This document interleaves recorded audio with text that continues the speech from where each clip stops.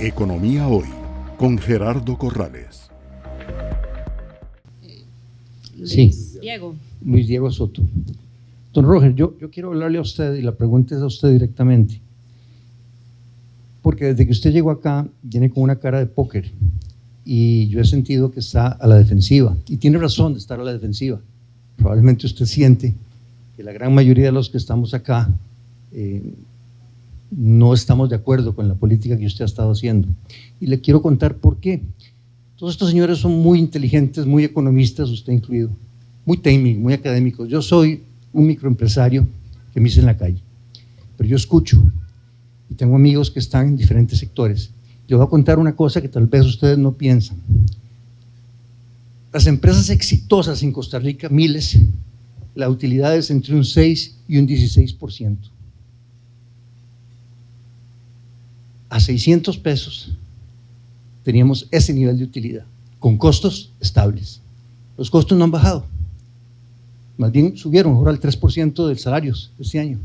Y sin embargo, las exportaciones perdieron un 22% en 12 meses.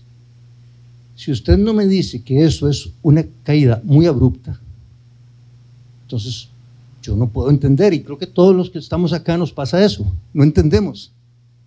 ¿Por qué es abrupta? Y don Roger, yo quiero que me escuche con el corazón, porque yo lo siento a la defensiva y yo quiero tender un puente. Yo quiero salir de aquí con una solución, no con otro conflicto. Si las empresas exitosas ganan entre un 6 y un 16% y han perdido un 20%, ¿están ganando plata o están perdiendo?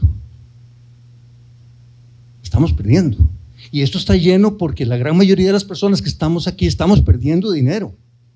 Bueno, y entonces, Roger responde. La pregunta muy concreta es, si la devaluación ha sido tan abrupta, ¿por qué no actúa el Banco Central?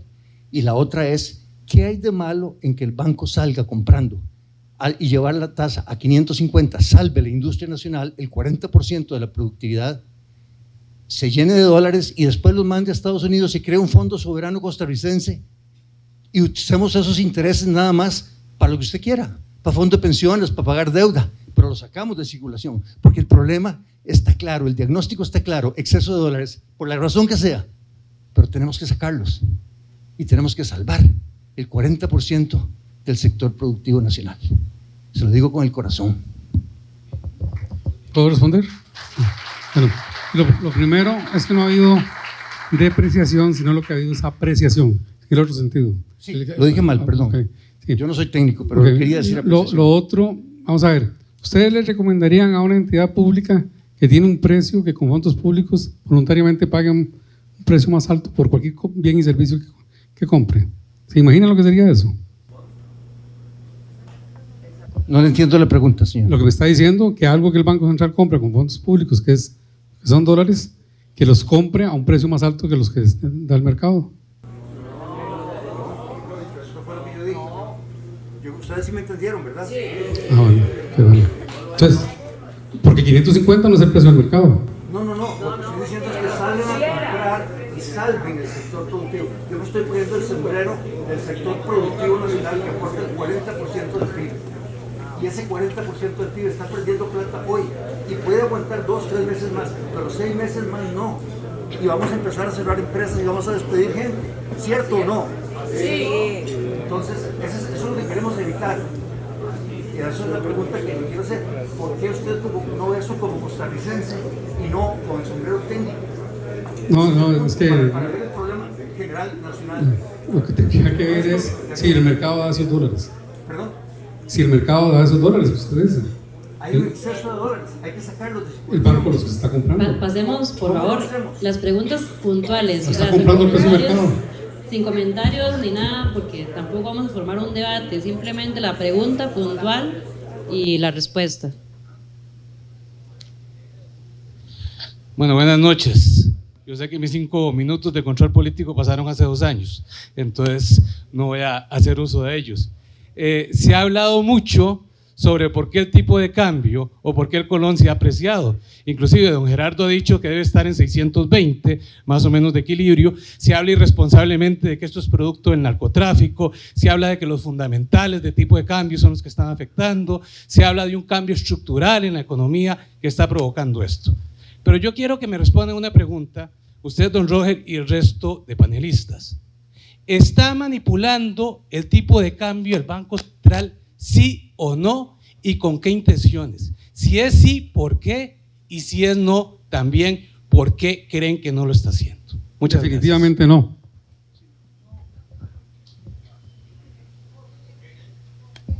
Definitivamente no, porque el banco no está en el negocio de manipular tipo de cambio.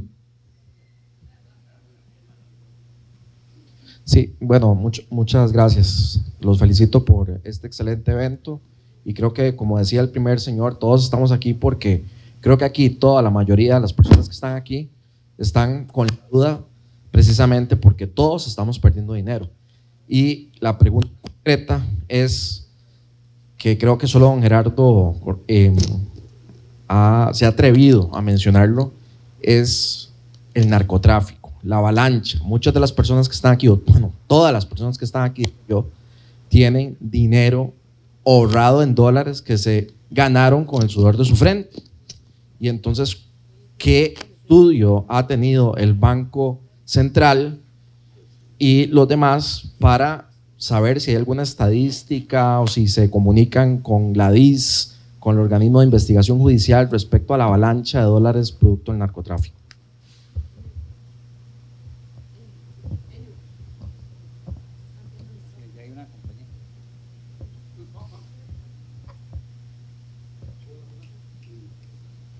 O sea, yo por mí me quedo aquí toda la noche, pero yo sé que algunos tienen que irse. Recuerden que existe un control muy estricto en los bancos. Tienen las oficialías de cumplimiento. Cuando una persona hace un depósito mayor a $10,000, ya sea en colones o en dólares, eso es investigado. De hecho, los bancos tienen programas para ver transacciones atípicas y ver regularidades. Entonces, no tenemos prueba de que el dinero, los dólares, el exceso de dólares venga del narcotráfico. Lo que tenemos prueba y se está medido es que anualmente, solo por sueldos y salarios, las empresas de las zonas francas pagan alrededor de 4.600 millones de dólares, que es más o menos el 60% del exceso del mercado cambiario, que es un fenómeno relativamente nuevo, ¿verdad? Al tener más servicios que traen más dólares para hacer todos sus gastos. Entonces, sí, no tenemos prueba, existen los mecanismos para detectar eso y lo que se tendría que existir es como una especie de conspiración nacional de que en los bancos, la SUGEF, la DIS, etcétera, todos se pongan de acuerdo para dejar pasar esas transacciones. Yo, nada más para terminar, si yo estuviera ahí, de inmediato me voy al Departamento de Estado de los Estados Unidos. Ellos tienen que saber. Es más, la embajadora salió diciendo lo que somos. El CICAD, la SUGEF, el Banco Central deberían analizar ese tema. Yo estuve de ese lado y no puedo garantizar, ¿verdad?, que los bancos 100%, ¿verdad?, estén controlando eso. Si usted ve la inversión extranjera, en el 23, la inversión en zonas francas cayó 150 millones de dólares y la inversión en el régimen definitivo de extranjeros subió 900 millones de dólares. Alguna gente dice que es el tema del turismo en Guanacaste, ¿verdad?, que las industrias. Definitivamente hay algo importante que está originando sobre oferta de dólares, pero entonces investiguemos y vayamos a la raíz del cacho. Los gringos, ellos saben, pidámosles la información, compartamos información. Si quieren la hacen pública o no, pero sí definitivamente hay que cuantificar, porque si no seguimos en incertidumbre. Buenas noches. Voy a tratar de ser lo más objetivo posible y no tanto disruptivo, que me encanta ser disruptivo. Quería mencionar un par de cosas solamente con relación al tema que se ha tratado tan diversamente. Yo tuve la oportunidad, Dios me la dio y la vida, de participar de forma directa en más de 30 proyectos de inversión directa extranjera. De esos 30 no queda ninguno. Entonces hay una relatividad ahí en cuanto al tema de inversión extranjera directa. Número 2, geopolítica. Siempre me ha llamado la atención de que el tema de la geopolítica y del tipo de cambio o de la, digamos, paridad de nuestra moneda con relación al dólar no se analiza de forma tal que se diga o se estime qué pasaría en el caso de un problema con el dólar. Geopolítica pura, realidad pura, economía de papel. No es una economía, y ahí voy a meter un segundo término que creo que solo don Gerardo mencionó: productividad. Los Estados Unidos le metieron a la economía mundial un flujo de dinero de $1,200 por persona por mes por pandemia. Y ese dinero anda circulando todavía. Nosotros, que somos un país, llamémoslo así, relativamente estable y muy interesante, obviamente somos un elemento de mira para los inversionistas extranjeros.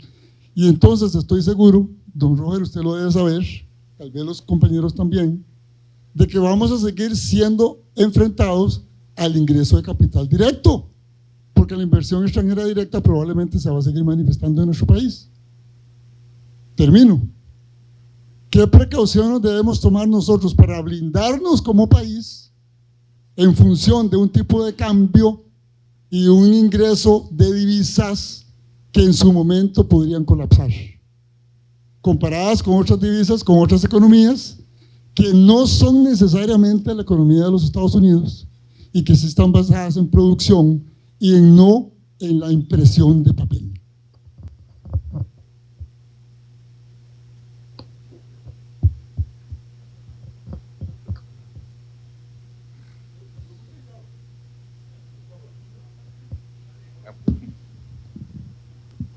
Simplemente que la estrategia de Costa Rica, la decisión que se tomó hace alrededor de 40 años fue de atender una demanda de 800, 900 millones de habitantes y no de 5.3 millones, que es lo que tenemos, es la apertura al mundo. Parte de lo que se ha sido exitoso en eso es que se ha diversificado en mercados y en tipo de bienes, no solamente bienes agrícolas, sino manufacturas y servicios. Entonces, digamos, ese es el seguro, por decirlo así, la diversificación que tiene la economía. Tal vez lo que quisiera entender, o el comentario que voy a hacer, para no alargarlo, es que en lo que usted dice, me da la intención de que confunde inversión de cartera con inversión directa. Inversión directa vienen por otras razones, vienen básicamente por productividad. A pesar de lo que digan, Costa Rica es de los países que más productividad ha ganado en los últimos años relativo a Estados Unidos. Y esa es una de las razones que está detrás de la apreciación del colón. Y un poco en relación con su pregunta, tal vez no específicamente al caso de una caída de inversión extranjera directa. En un régimen de tipo de cambio con cierta flexibilidad, lo que va a pasar es que el tipo de cambio va a subir. Y le voy a poner un ejemplo muy cercano. Recuerde, marzo de 2020 desaparecen casi 4.000 millones de dólares de ingresos de divisas por turismo. ¿Qué pasó con el tipo de cambio? Empezó a subir. ¿Y por qué subió? Para ajustar a la economía a un shock e indicarle a los que vivíamos aquí que debíamos consumir menos, que debíamos empezar a ajustarnos, ¿no?, a un shock de naturaleza externa. Para eso funciona el tipo de cambio. El escenario que está planteando es un poco extremo y yo entiendo un poco su argumentación para ponernos a pensar un poco en ese sentido, pero ciertamente una de las ventajas de un tipo de cambio flexible es que esa variable se va a ajustar en los tiempos malos y en los tiempos buenos, un poco para enviar señales al resto de la economía acerca del ajuste que tiene que hacerse para tratar de no desarmarnos en ese proceso, ¿no? El tipo de cambio es como el compensador o el amortiguador de un carro, ¿no? Cuando nos vamos en huecos, si no tuviéramos amortiguadores, ¿no?, el carro se desarmaría. Es la misma función que tiene el tipo de cambio en una economía que escoge un tipo de cambio flexible. Y una observación nada más pequeñita, rápida, sobre contar dólares, ¿no? Contar dólares en un mercado cambiario es un poco más difícil que contar tomates en una feria del agricultor, porque los tomates que compramos o se venden en una feria del agricultor nos lo comemos y desaparecen. Pero las divisas, los dólares, son activos financieros también. Entonces, un dólar que entra del resto del mundo, por ejemplo, por un turista que gasta $50 en un almuerzo en Costa Rica, ¿verdad?, lo contamos al ingresar, ¿verdad?, pero puede cambiar de manos miles de veces, ¿verdad? Puede ser que caiga en manos de una persona que decide venderlo y convertirlo a colones, y en ese proceso otra persona lo recibe y decide devolverlo y hace otra transacción en el mercado cambiario con él. Si lo depositamos, por ejemplo, en un banco, esos $50, los bancos lo expanden, que quedan depósitos en colones. Cuando un colón se deposita en un banco, los bancos crean expansión monetaria. Igual sucede con los dólares, y esos dólares son propensos de cambiarse por colones dependiendo de las circunstancias. Entonces, yo creo que no hay que ser ilusos, y obviamente debe haber capital, digamos, ilegal en Costa Rica. Yo sinceramente no creo que sea la causa de lo que está pasando. Y yo creo que hay que tener mucho cuidado en cómo se suman o restan dólares, porque no son tomates que se gastan, que se consumen, que desaparecen, sino que pueden moverse muchas veces en el mercado, ¿verdad? La vida de un dólar es un poco más compleja, digamos, y pueden cambiar miles de veces o muchas veces dependiendo de las condiciones de corto plazo, y porque estamos hablando de un activo financiero. Entonces hay que tener simplemente ese cuidadito, nada más. Buenas noches. Bueno, yo quiero alejarme de tecnicismos, porque para técnicos aquí tenemos excelentes y ya han dado cifras que muchos manejamos y conocemos, y quiero alejarme de eso. Y para el último panelista, lo que ustedes hacen es bien difícil, uno lo sabe, pero viera qué difícil es pagar planilla y pagar proveedores cuando no hay liquidez, y cuando estamos en una situación donde nuestros ingresos se han deteriorado un 29%.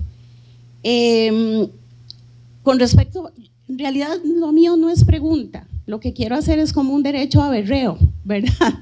O sea, porque yo creo que todos tenemos ese sentimiento, porque si le hacemos una pregunta a don Roger, ya sabemos que va a contestar, ¿verdad? Ya las respuestas ya las conocemos, y lo ha respondido en diferentes foros, ¿verdad? Entonces no hay como mucho que uno pueda obtener de una noche como esta en cuanto a lo que viene, ¿verdad?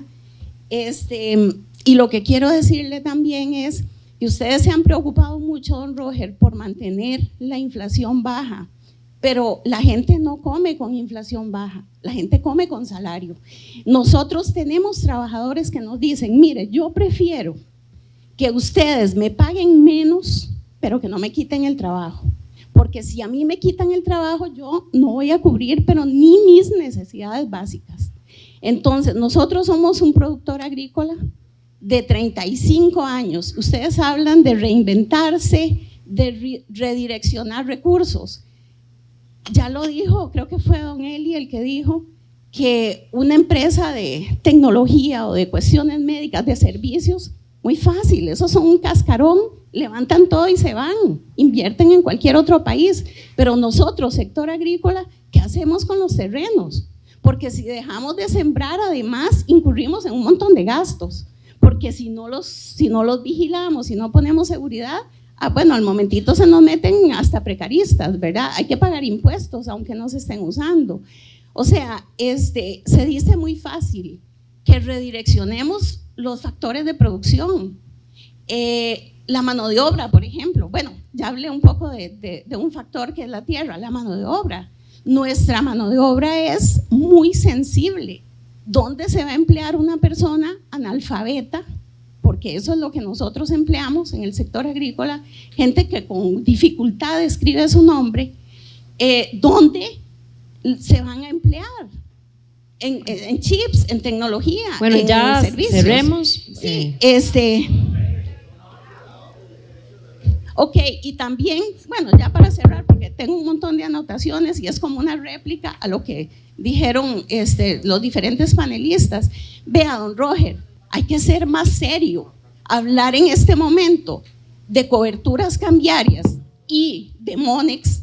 Perdóneme, don Roger, pero eso es, o sea, Monex, ¿qué solución es Monex? ¿Cuántos colones más arriba de las ventanillas? Ya el tipo de cambio cayó a un nivel que no es solución para nosotros, y lamentablemente para muchos exportadores ya es tarde. O sea, este tipo de cambio puede subir a 525, 530, eso no soluciona nada para nosotros, ¿verdad? Entonces, mire, y perdonen mi vehemencia, pero es que yo creo que todos estamos así como realmente ofendidos del manejo del Banco Central en este caso. O sea, es que ¿dónde está la seriedad? ¿Dónde está realmente la congruencia de ustedes con nosotros los empresarios? O sea, es una falta de respeto lo que ustedes están haciendo y están poniendo en peligro el trabajo. Espérese.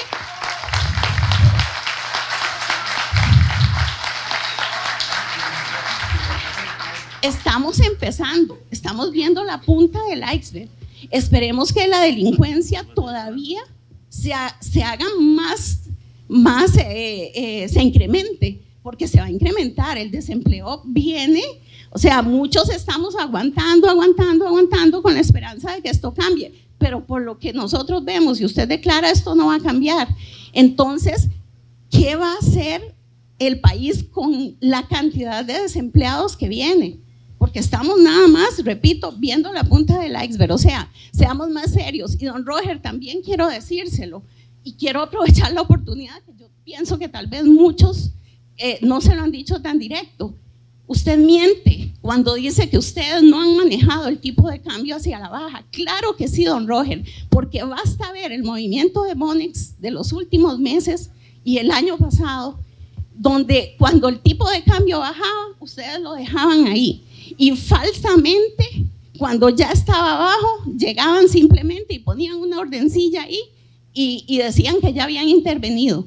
Pero cuando iba para arriba, ponían una orden grandísima para que no subiera. Entonces usted miente, don Roger, y usted lo sabe. Pido la palabra. Bueno,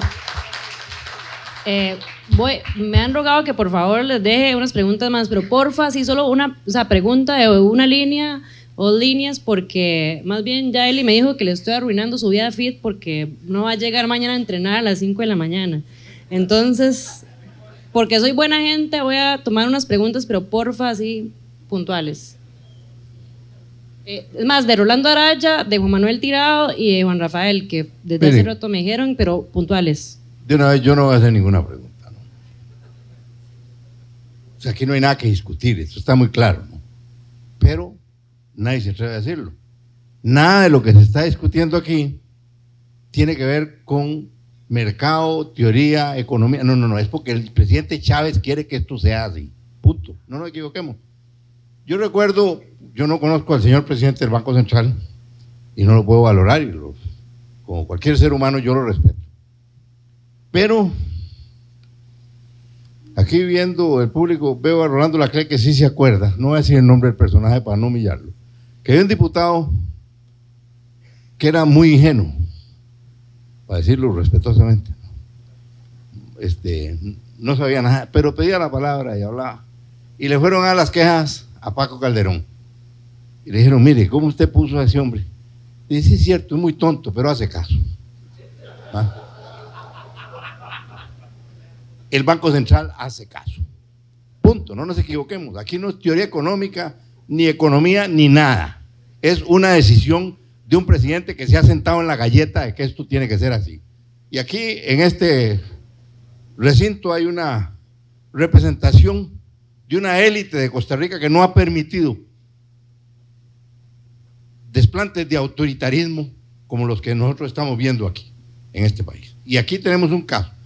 A mí me inspira, por eso pedí la palabra, oír a esta señora que no sé quién es, porque esto es lo que está pasando, ¿no? ¿Cuánta gente está sufriendo en este país por esto? Y hay una insensibilidad enorme. Me hace recordar otro Rodrigo que nos metió en una torta muy grande en este país, ¿no? ¿Ah? Parece que los Rodrigos nos pasan ingenuamente por la historia de este país, ¿no? ¿Ah? Resulta que se vino el precio del café abajo cuando esta economía era muy simple y se disparó el precio del petróleo y se sentó en la galleta que no devaluaba. Entre la calle le devaluó y vean la crisis en que nos metimos, que todavía estamos pagando consecuencias de esa crisis. Ojalá no lleguemos a eso, pero eso requiere que quienes en este país están siendo afectados se expresen como esta mujer que acaba de hablar aquí, ¿no? Esta es la verdad de lo que está pasando. Señor, usted está ahí no por lo que sabe, sino porque hace caso, ¿no? Hace caso al presidente de la República. Y aquí ya, de todo lo que hablaron, me queda muy claro Gerardo Corrales, con quien he discrepado en otros campos y discrepo con él en este campo de la dolarización. A mí me han conocido por ser de izquierda y he estado en eso casi toda mi vida. Estoy terriblemente desilusionado de eso que llaman izquierda, terriblemente desilusionado. Pero bueno, ahora, aún siéndolo, yo no encontraba razones para mantener una moneda en una economía miserable, chiquitica como esta. Es un yurro a la par del Amazonas de la economía mundial. ¿Cómo es que Alemania dejó su marco y Francia dejó su franco? Y aquí estamos argumentando que perdemos soberanía porque no podemos manejar nuestra política monetaria. ¿De qué estamos hablando? ¿Qué nos estamos creyendo? Perdón, hay que ajustarse. El mundo va en una corriente muy clara y nosotros tenemos que acomodarnos a eso. Y no tenemos por qué estar dependiendo de teorías o de gol atrás como los que estamos teniendo para que arruinen una economía como la de Costa Rica, que ha sabido ganarse este espacio gracias a la calidad del pueblo de Costa Rica, no gracias a ningún político, gracias a la calidad de los empresarios que tenemos aquí en este país. Y eso es lo que hay que defender. Y me parece que es mejor hablar claro, señor presidente. Usted ni su junta directiva están haciendo lo que ustedes creen por el mercado. Lo hacen porque Chávez está sentado en la galleta de que así tiene que ser. Y esto tenemos que pararlo. Gracias.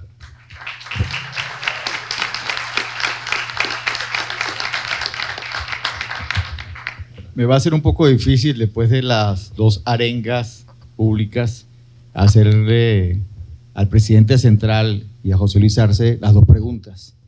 Y difiero un poco, José Luis, de tu opinión del gap de las tasas, porque si tú tomas la cifra de recompra que hay en el mercado local, te darás cuenta que los capitales que ingresaron se convirtieron en dólares y pasaron a recompra, que se duplica en más de un 40% el rendimiento del capital. Ahí puedes tener tú dónde puede estar el temor del central a que esos capitales no se vayan. Así que te doy el mensaje, o si tenías en tu cifra la recompra, me gustaría que, si puedes compararlo con la compra del BD20 y el BD30, el BD30 y el BD45, las recompras que se hicieron y las tasas que están pagando a los que trajeron dólares, cuando el central avisó que lo iba a bajar, lo convirtieron en colones y hoy por hoy lo tienen pagado en recompras. Te invitaría a que revisaras esa cifra. Y al central, la pregunta directa es la siguiente.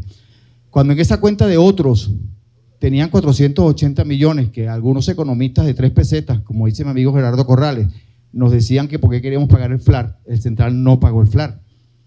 Pero recibieron un anuncio y una alerta de que esa cuenta de otros iba creciendo.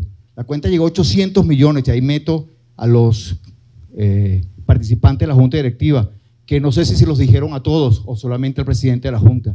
Cuando esa cuenta llegó a 1.200 millones de dólares, tampoco hicieron nada. Ni siquiera tomaron una previsión de revisar qué había dentro, igual que en la época del pago electrónico, que llegó a 30 millones el gasto en pago electrónico para poner un datáfono, nada más. Y nadie ha dicho en cuánto se ha deudado el central para recoger esos colones que, como dijo Gerardo, el taxpayer, si todos nosotros vamos a tener que pagar en algún momento. La pregunta es, ¿esa cuenta de otros ya la identificaron? ¿Ya saben quiénes colocaron ahí? ¿Qué bancos fueron? ¿Cómo se hicieron? ¿Y por qué excluyeron a las operadoras de pensiones y las dejaron en control de compras que pueden comprar solo en algunos horarios central se los permite? Estas son las dos preguntas. Bueno, un detalle, la cuenta de otros es lo que los bancos nos informan a nosotros, y desde hace como 3 años empezó a trabajar sobre eso. Requieren cambios operativos. Ya este mes, en abril, ya están dando los datos. Alrededor, vienen bien, como alrededor del 85% de los datos. Todavía hay algunos detalles que hay que limpiar, pulir los datos. Fue una coincidencia, pero se venía trabajando en esto desde hacía tiempos. Coincide que estamos trabajando con lo de los datos, con el conflicto de información sobre el riesgo climático, que no se dio, y eso nos metió en un atraso. Y bueno, entonces es información que sí viene de los bancos, es como los bancos lo clasifican, esos son problemas de errores de clasificación. Entonces sí se está trabajando en eso. ¿Cuál fue la otra pregunta?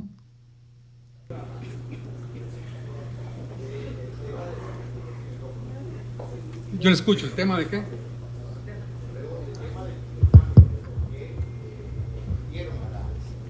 excluyeron a los operadores de pensiones. Ya. No, las operadoras de pensiones no se han excluido de ninguna manera. Las operadoras de pensiones pueden comprar los dólares que quieran en el Monex, que es el mercado cambiario en el cual pueden operar. De hecho, un dato que no hemos mencionado, en el 2023 fue el año que más dólares los operadores de pensiones históricamente han sacado de Costa Rica. Entonces no se puede hablar de una restricción si están en niveles altísimos o estuvieron en el 2023 sacando dólares del país.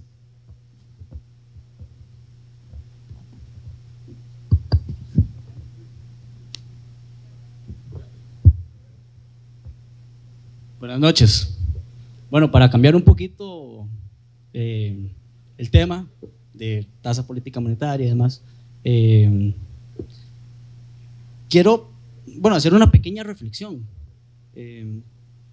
porque a pesar de que la tasa política monetaria afecta a la economía y es un tema de interés hoy y es el tema pertinente, me parece que también hay que abrir otra conversación para el futuro y para el bien y el crecimiento económico del país, que es del sector financiero y las regulaciones que este tiene. En Costa Rica tenemos más o menos 65 entidades financieras. En otros países como Panamá hay más de 2.000. Ya es un mercado poco competitivo. Y si vemos la gráfica de la política monetaria con la tasa básica activa. Está la activa y está la pasiva. Sí, la activa es la que los bancos financieros la tasa con la que los bancos prestan a las personas y a las empresas. Sí, o sea, cuando el Banco Central sube la tasa política monetaria, todos los bancos suben las tasas de interés, pero cuando el Banco Central baja las tasas, no bajan apenas, ¿verdad? Y hasta el día de hoy siguen casi que parecidas a hace 10 meses, por ahí. En Panamá estaba hace un mes y los bancos prestan al 5% al sector agrícola.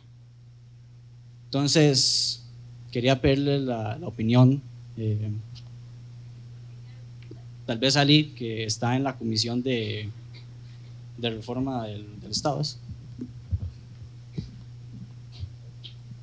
Muchas gracias, Juan Rafael. Es cierto lo que usted indica. En economía hablamos de sticky prices, precios pegajosos, precios que cuando todo sube, suben, y precios que cuando las cosas bajan se quedan pegados. Y ese es un fenómeno típico de mercados poco competitivos. Y no es solo en el mercado financiero. Usted lo observa en todas partes. Yo estuve en el negocio inmobiliario durante unos 15 años. Me tocó tragarme toda la construcción de la represa de las Tres Gargantas en China, donde básicamente succionaron todo el cemento y el acero del mundo. No recuerdo ahora los porcentajes, pero el acero debe haber subido un 36, 38%, el cemento por ahí un 45%, y en Costa Rica subieron exactamente en los mismos montos en que subieron en el mercado internacional. Y cuando China entró en una pequeña recesión, una recesión que era de pasar de crecer 12% a crecer solo 5%, ¿verdad? Y dejaron de consumir esas cantidades de acero y cemento, los precios en el mercado internacional se desplomaron y en Costa Rica a los constructores los desplumaron, ¿verdad? Porque los precios se quedaron exactamente igual. Y yo recuerdo que yo tenía una cita con la ministra de Vivienda en ese momento y ella tuvo el mal gusto de hacer unas desafortunadas declaraciones diciendo que en Costa Rica no había vivienda de bajo costo porque los desarrolladores eran todos codiciosos, ¿verdad? Y yo le preparé una presentación y le enseñé cómo la tramitología en Costa Rica encarece un proyecto de construcción con todos los costos desglosados. Yo le dije, solo por lo que yo he perdido en tiempo tramitando un proyecto, ya tuve que subir mis precios de partida en un 10%. Si a eso le agregamos que el cemento no cayó, la varilla no cayó, etcétera, ¿verdad? resulta que cuando yo le iba explicando todo, ella hacía así. Y cuando le dije, bueno, y el cemento es exactamente igual, me enseñó la puerta y me hizo caminar hacia la puerta.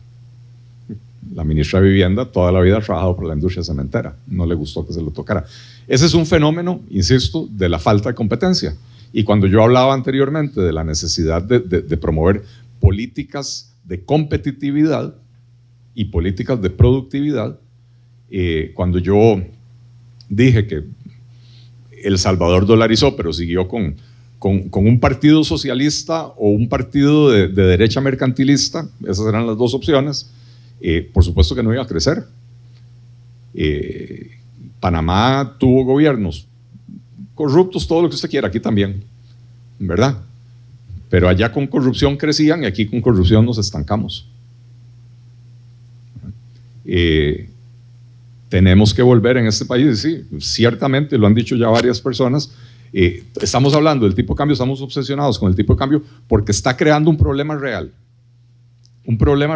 de liquidez para las empresas que no podemos ignorar.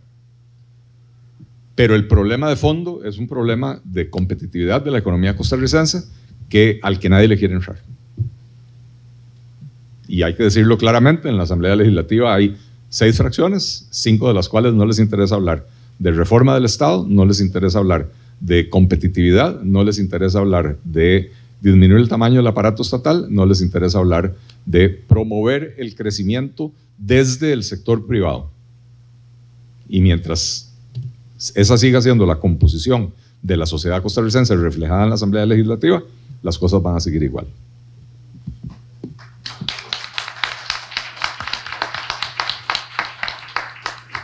Dame un micrófono.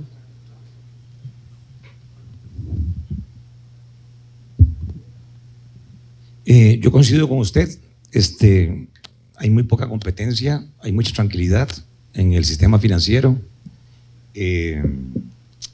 Siento de que la innovación se quedó ahí. Estamos en medio de la 4ª revolución industrial y en vez de facilitarle a las fintech que compitan con los bancos, la SUGEP le está haciendo la vida imposible. Cuando en el mundo ya uno puede hacer transferencias en tiempo real sin tener que pagar lo que se le paga a las compañías normales que los nicaragüenses hacen para sus remesas.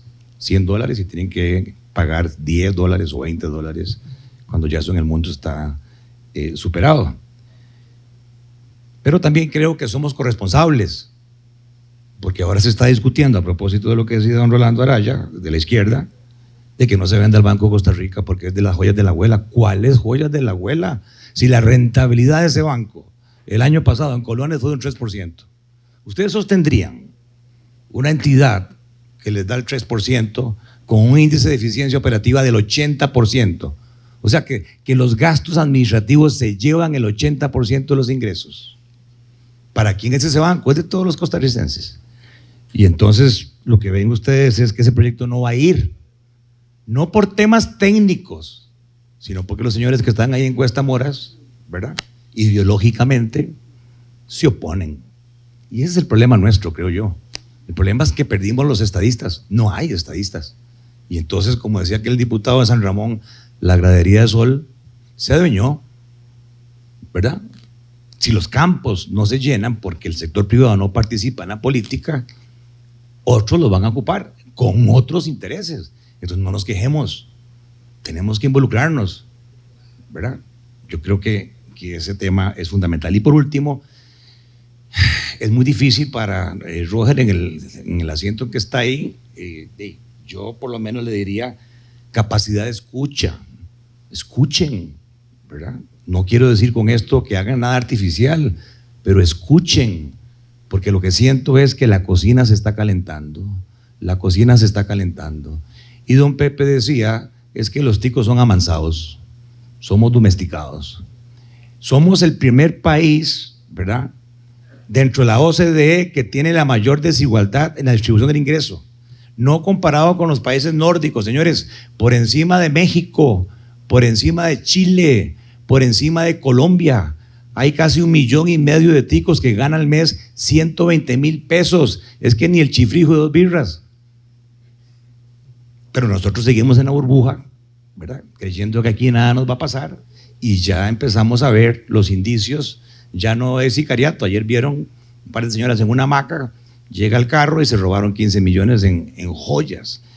Entonces, lo que creo ya para terminar es que hay que hacer un cambio, hay que dar señales, hay que buscar equilibrio social. No todo es numérico, no todo es ortodoxo, porque si no, repito, corremos el riesgo de perder el Estado Social de Derecho.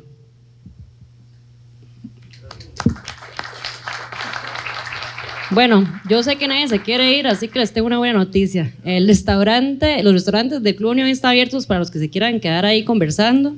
Y bueno, un aplauso para todos los panelistas,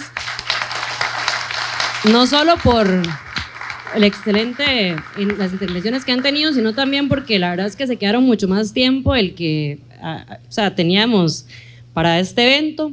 Y también quisiera dar un aplauso para los miembros de Asociación Libre, porque les cuento, para los que no saben, Asociación Libre es una asociación que está compuesta por jóvenes, ¿verdad? Y básicamente yo la fundé hace un par de años con el interés de que las nuevas generaciones se sigan formando, porque siento que hay como un vacío de capacitación, de formación en temas de interés nacional e internacional, y la verdad es que los miembros de Asociación Libre han sido, digamos, que están aquí enfrente, casi todos, han sido de esos jóvenes que se han involucrado y que se preparan, y que queremos además involucrarnos en temas de discusión nacional e internacional. Así que también un aplauso para esos jóvenes que no son pocos, ¿verdad? Y que todavía se interesan en este tipo de temas. Economía Hoy, democratizando la educación financiera.